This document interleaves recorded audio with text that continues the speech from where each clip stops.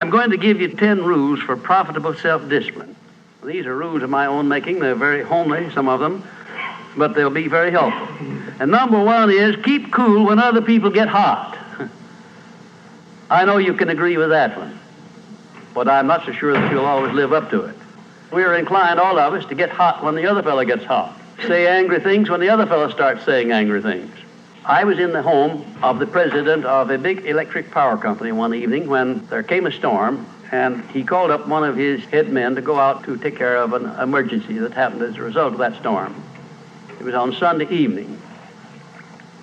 The man was gone about 2 hours, and when he came back, he came up on the front porch of the home of this man and called him out on the porch, and I never heard a man get such a tongue lashing in all my life as this president of the electric power company gets. Says, you blankety blank blank, you think because you're the president of the company, blankety blank blank, and I'm just as good as you are, blankety blank blank. Oh, it was terrific. I only heard one side of the conversation because there was only one side of it. One man was doing all the talking, and one man was doing all the listening. And after this had been going on for fully 3 minutes, the other man ran out of wind and had nothing more to say. He was mad, you see, because they'd called him out on this stormy night. I heard the president close the door, and he came back, and he just smiled and said, why, the man was a little bit hot, wasn't he? That's all he said. A little bit hot, wasn't he? I expected any moment to hear fists begin to fly out there. But you see, there was a man who had risen to great heights of achievement financially, and he had done it by self-discipline in every respect.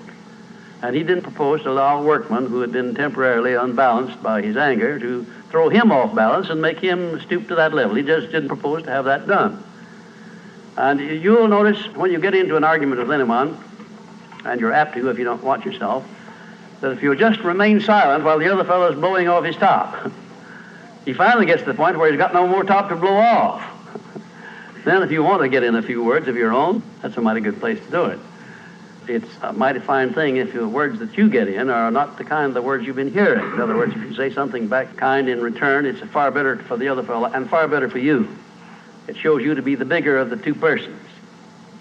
Now, anybody can get mad and blow his top because of what somebody does or says, and that's happening all the time. But the truly big man, the man who is in charge of himself, he doesn't allow anybody to draw him down to that level of a street brawl or of an argument in harsh words unless he wants to do it. And if he's truly a big man, he doesn't want to do it. Number two, remember there are 3 sides to all arguments. We ordinarily think there are 2 sides to all arguments, but they're not, the 3. There's your side, there's the other fellow's side, and then there's the right side, which is usually about in the middle of the 2 viewpoints. Remember that when you get into an argument with the other fellow. Don't assume that he's always at fault. Maybe you're partly at fault too. Maybe neither one is totally at fault. The chances are, in all of the arguments I've ever heard, both parties were partly to blame in one way or another. I have never yet heard an argument where one party entirely was to blame, although I suspect there are such arguments at times. Number 3, never give directives to a subordinate when you're angry. If the matter is urgent, then cool off quickly. Number 4, treat all people as nearly as possible as if they were rich relatives from whom you expected to be remembered in their will. Now that's a good one. That's a honey.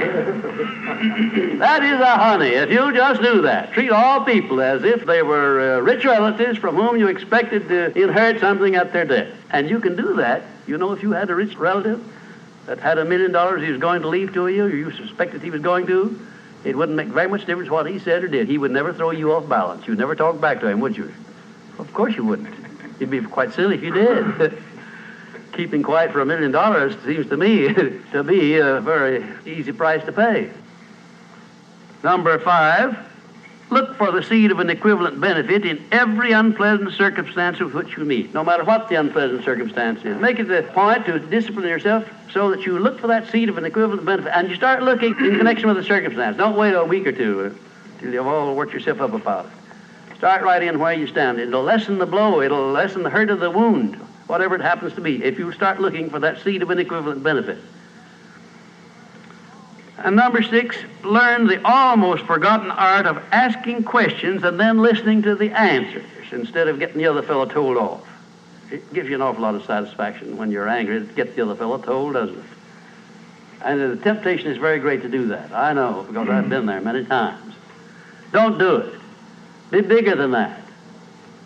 Listen to what the other fellow has to say, and then when somebody makes a statement that you're not sure about, learn to ask this one question. It's one of the most important questions in life. It'll serve more purposes than any other short question that I can think of.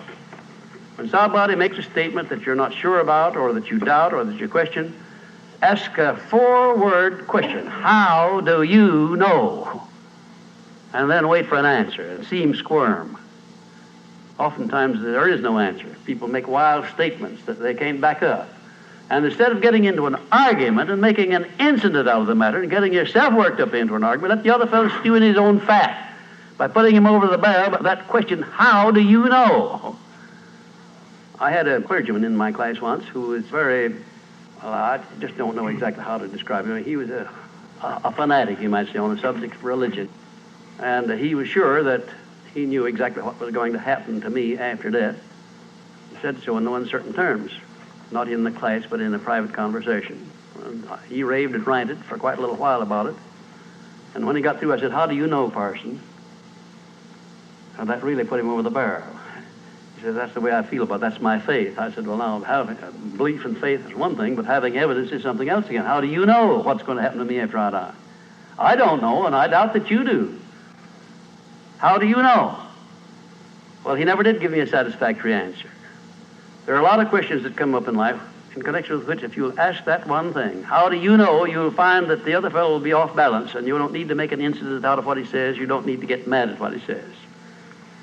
7, never say or do anything which may influence another person without first asking yourself this question: will it benefit him or hurt him? And if it will hurt him, don't do it. Don't say anything or do anything that would hurt another person under any circumstances, no matter how much he may deserve it. Exercise self-discipline. Don't do that, because if you hurt another man, you're going to hurt yourself 10 times as much at least, because that hurt will come back on you. I don't care who you are nor what circumstances you're working under or living under. If you hurt another person, you will be hurt 10 times as much. And if the hurt doesn't come immediately, the rate of interest on that is compound interest on compound interest, and it'll be 100 times as great if you wait long enough. Because everything that you do to or for another person, you do to or for yourself. There is no escape from that. That's just as much a law as the law of gravitation, which everyone understands. You know that if you stepped over the top of this building, no matter what your mind was or what your belief happened to be, if you stepped over the top of this building and violated the law of gravitation, that you'd hit the ground and you'd die in a very few seconds. And this law, which brings you back that which you send out, is just as inevitable, just as inexorable as the law of gravitation or any other of nature's laws. Number 8, learn the difference between friendly analysis and unfriendly criticism. Then decide which you wish to live by in your relations with others. Now, friendly analysis is one thing and is welcomed by most sensible people.